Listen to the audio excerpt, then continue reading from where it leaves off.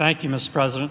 Mr. President, I come back to the Senate to urge the following. I hope as we try to resolve this important spending bill that a key part of that resolution is to live by existing law under Obamacare and make sure that members of Congress and our staff aren't treated far differently and far better than the American people.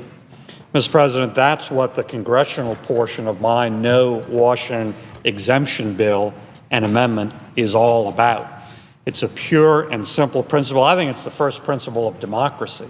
And American democracy should work by that first principle. What is good for America is good for Washington. And what Washington imposes on America, it must live with itself. No special exemptions, privileges, subsidies, or rules. The same rules. I think that should be the rule across the board. Whatever part of law we're talking about, it should certainly be the rule under Obamacare. And indeed, Mr. President, it is the rule under Obamacare, under the statute. What I've been fighting is an illegal regulation promulgated by the Obama administration to get around the clear language and the clear intent of the statute. Mr. President, as you know, during the Obamacare debate, this issue came up and was debated, and language was passed here in the Senate, was put into the statute. And that language says, pure and simple, every member of Congress and all official congressional staff have to go to the so-called Obamacare exchanges for their health care, same as other Americans who are going to the exchange. No special treatment, no special exemption or rules or subsidies. That's the clear language, and that was the clear intent. Amazingly, I was happy to see at the time that language, which I fought hard for with many, many others, led in the Senate side by Senator Chuck Grassley, that was adopted. That became part of the statute that passed into law. Well, apparently, it was an example of that old Nancy Pelosi quote, we have to pass the law to figure out what's in it, because that language did pass as part of the Obamacare statute. And then lots of folks on Capitol Hill started reading the details. And when they got to that section, they said, oh, you know what? We can't live with this. We can't have this. This is a crisis. This would actually apply the exchanges to members of Congress and our staff just as they're applied to millions and millions of other Americans, 8 million plus, who are losing their previous employer-provided health care against their will and being forced to go to the exchange. And so when that happened after the passage of Obamacare, furious scheming and lobbying started going on behind the scenes. And this included lobbying of the administration. Harry Reid, many others getting involved, asking the president to get personally involved to bail Congress out to prevent this clear statutory language from having its clear force and effect. And sure enough, that worked. President Obama, according to numerous press reports, got personally involved. He literally picked up the phone, had conversations personally with folks in his administration about this rulemaking, pretty unprecedented. And sure enough, a rule was issued conveniently right after Congress left town at the beginning of the August recess to flee the scene of the crime. And that rule, the so-called OPM rule, completely illegal in my opinion because it's contrary to the statute, does two things. First of all, the rule says, well, yes, the statute says all members of Congress and all official congressional staff go to the Obamacare exchanges for health care, but we don't know who official staff is. We have no idea. We can't figure that out. So we're going to leave it up to each individual member of Congress to figure out who of their employees is official staff for purposes of this section. And we're never going to second guess any decision by any member of Congress, even though this could result in up to 535 different applications of the law. Well, Mr. President, I think we should all be able to agree that is flat out ridiculous. The law is written, it's written clearly, it uses words, official congressional staff, and for OPM to say through this rule we can't figure that out, we'll leave it up to each individual member of Congress, is ridiculous, particularly since that would allow a member saying, no one who works for me is, quote, official staff for purposes of this section. What? So they can completely get around the law with regard to staff that way? That is just flat out ridiculous. And the second thing this illegal OPM rule does is says, well, even for members of Congress and that staff that do go to the exchange for their health care, they get to take with them something that no other American from a big employer in that sort of situation gets to take.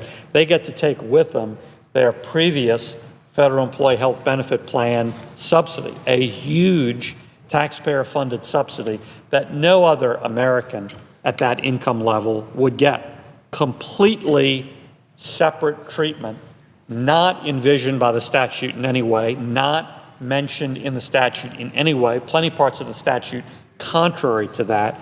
They get to take that with them to the exchange. Is that available to any other American in that situation at that income level? Absolutely not. Well, again, Mr. President, flat out ridiculous, flat out at odds with the clear statutory language and intent of that provision of Obamacare. And so ever since we came back into session after the August recess and had the opportunity to correct this egregious, illegal OPM rule, I've been fighting with others to do that. I've been fighting with a number of Senate colleagues, and I thank them all for their active involvement. I've been fighting with Congressman Ron DeSantis of Florida, who's been leading the House effort, and many, many House colleagues who are all for this measure. And again, Mr. President, I want to make clear and underscore, because it's important, with regard to Congress, members of Congress and staff, this isn't demanding some new law. This isn't demanding some change to Obamacare. This is saying, let's simply live by what the law is. Let's simply live by the clear statutory language. That's what we need to do. And we need to do it because it's fair and right by the American people. We need to do it because Americans are sick and tired, quite frankly, of Washington elites treating themselves like a higher select ruling class. You know, that's exactly the concept that the American Revolution was founded on. That's exactly the mindset that led to our breaking away from Britain, which was a monarchy, which was governed by that mindset. And yet here we are, as in many other cases, Washington is reintroducing that principle. That is a thoroughly un-American principle. And the first principle of American democracy is, and we should affirm it, that what Washington passes on America, it lives with itself, same rules, no special exemptions, carve-outs, subsidies, bailouts. What is good for America is good for Washington, and it should be applied equally across the board.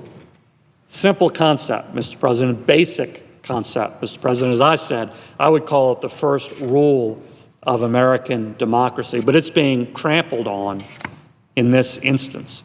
It's being trampled on as yet again Washington set itself up apart above the American people as a select elite ruling class.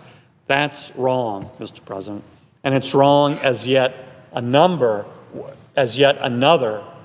of a number of exemptions from Obamacare.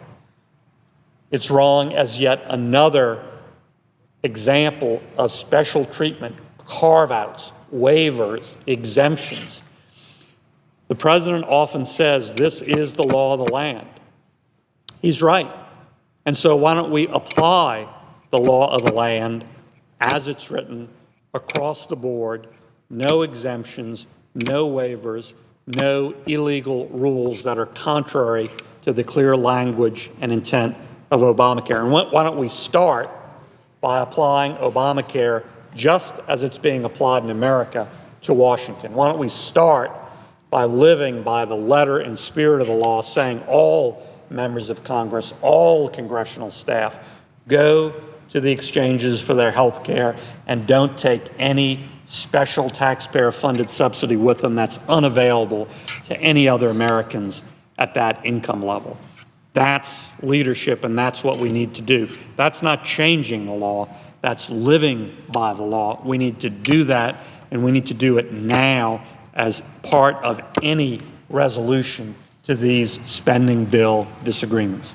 Mr. President, I urge my colleagues to gather around this principle. I urge my colleagues to vote right on this issue. And I assure my colleagues they're going to get the chance to vote one way or the other. I'm going to continue to demand a clear, clean up or down vote on the Senate floor on this issue. We have not had it. I've fought for it for going on 4 weeks, but because of the extraordinary efforts, quite frankly, including threats and intimidation and bribery, extraordinary efforts by the majority leader, we have not been allowed that clear up or down vote. Well, I'll assure my colleagues we're going to get it. I don't know when, I don't know how, because I don't control that. But I'm going to make darn sure we're going to get it. And not much, if anything, substantive is going to happen until we do. This is overdue because this goes into effect today. Thank you, Mr. President. I yield the floor and suggest the absence of a quorum.